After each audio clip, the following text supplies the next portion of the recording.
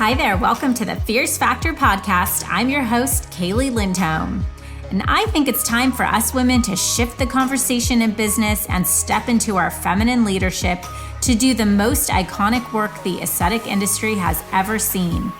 Each week, I'll be bringing a powerful dose of strategy, sarcasm, solutions, and sass that will rev up your creativity and ignite your brilliance as you link arms with me along our shared path of personal and professional growth in 20 minutes or less.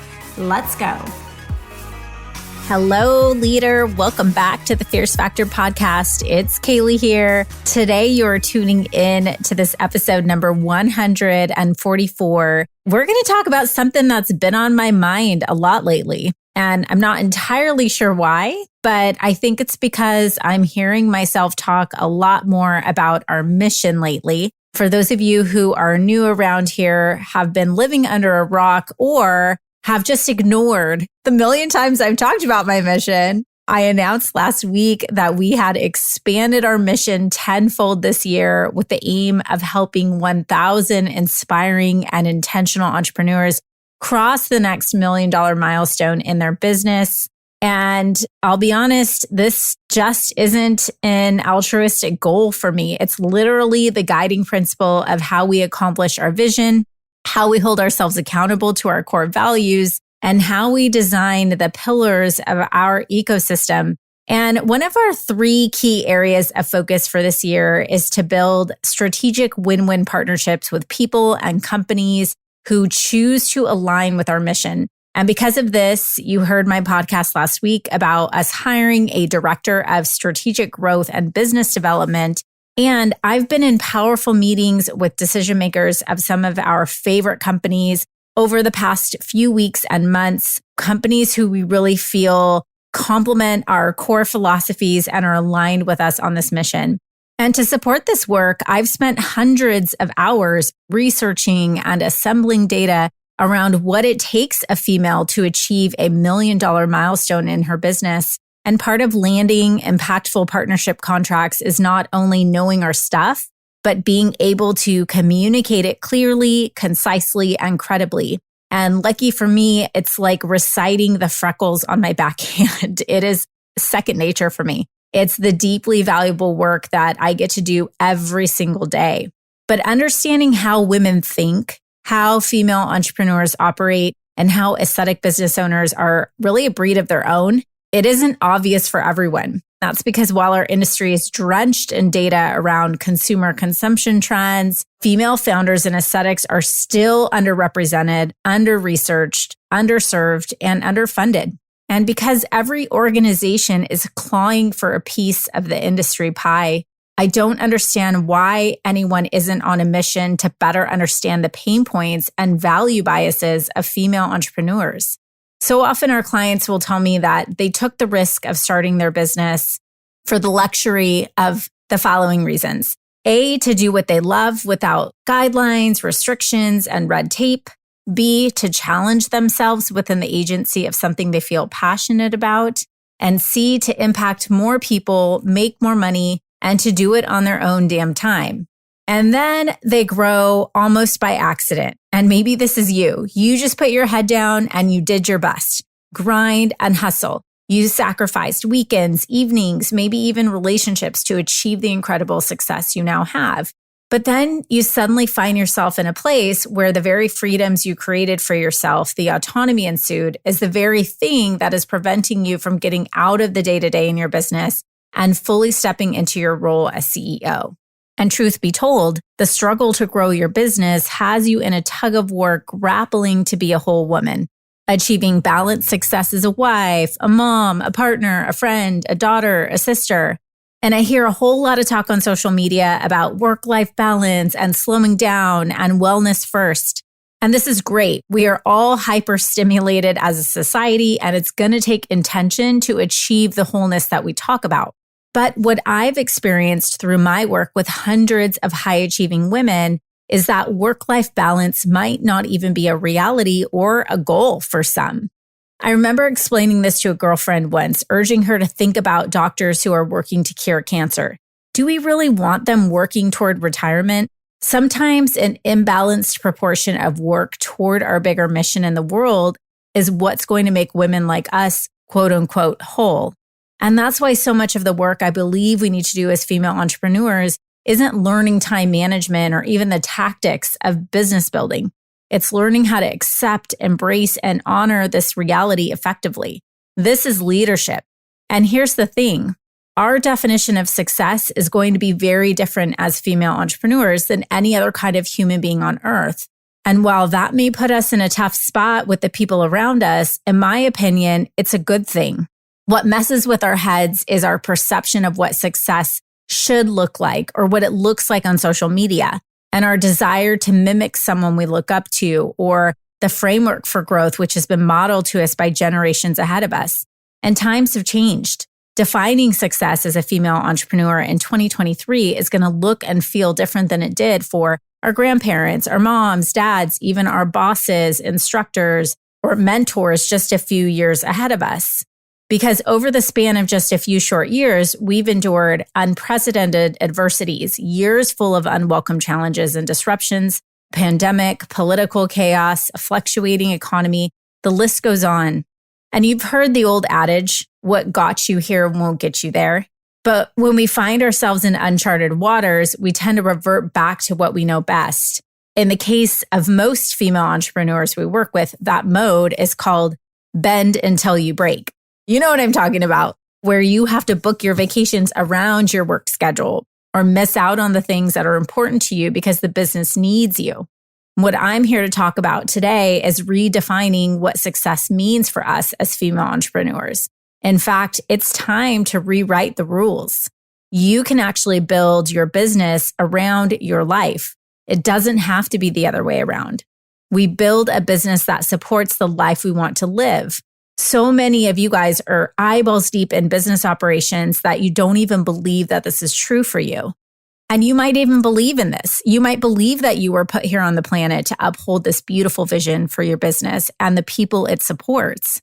But if it's at the expense of your sanity, your health, your happiness, that is not okay. No plan can be executed if you're exhausted and over it. So how do you hold space for the potential of the business and also relish in the life you want to live? I don't know about you, but I don't want to be the one rolling up my sleeves and getting my hands dirty, doing all the work until I'm 80 years old. But I'm okay. I'm content. I'm happy to be a CEO because I'm leading the strategy, the vision, and the team. And that's why when I define my success, I have to make sure I'm pouring my time, energy, and money into the things that make me happy.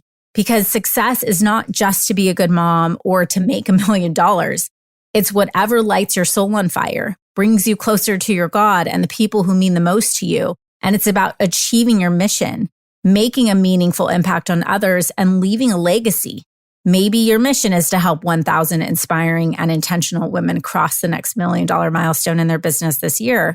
Or maybe it's to uplift and inspire women to prioritize self-care and improve their overall quality of life, like our client Blair Hayes in Charlotte, North Carolina. Or maybe it's to help individuals feel refreshed and gain confidence to realize their unique value in the world, like our client Dr. Samantha Lucero-Daga in Pasadena, California.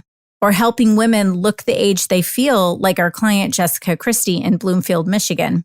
Or maybe it's to help clients feel more confident and love their skin and in love with themselves, like our client Heidi Hermel in Mankato, Minnesota. What I do know is this: your definition of success requires you to show up in a way that most people will never understand. I heard this great analogy recently about success. I can't remember for the life of me who said it, but there was a reference to Ed Sheeran, you know, the red-headed British music superstar. Ed Sheeran was discovered playing as a street busker in England. And the story goes that Ed was a brilliant musician even as early as age 11. He didn't need to learn how to be a great musician. It wasn't skill that was holding him back. He was already a superstar, just no one knew about him. He needed a platform and to be given the right opportunities to expose himself. Imagine if he had been trying to make music in any other way because he thought that's what people wanted. He thought maybe that would get him on the big stage. We would never know the Ed Sheeran we know and love today, and the one who's filthy rich and famous, by the way. For me, it wasn't until I had this profound realization that I recognized how uniquely special I was, because I was busy looking up to everyone else ahead of me, calling it imposter syndrome when it was really just a mindset of lack that was stimulated by a case of comparisonitis. I felt like an imposter because at the end of the day, I was one.